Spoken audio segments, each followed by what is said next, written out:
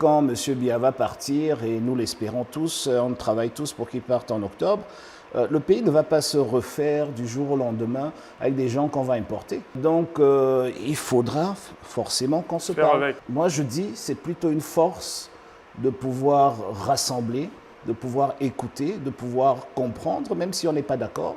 Même pour ne pas être d'accord, il faut être d'accord. La politique, c'est pas la guerre. La politique, c'est de construire. Et on ne construit pas avec des haches, on construit avec des pelles.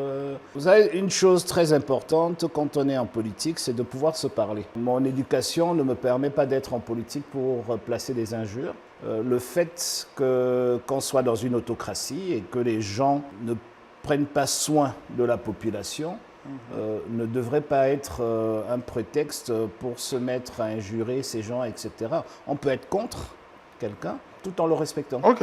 Et ma logique politique, c'est de construire des ponts et pas des murs. Et quand on crée des ponts, on a l'obligation d'écouter. Malheureusement, dans une autocratie comme au Cameroun, ceux qui s'opposent au système gouvernant pensent qu'il faut le casser. Écoutez, vous pouvez agir comme vous voulez. Laissez chacun agir comme il pense. J'ai toujours été sur cette voie-là.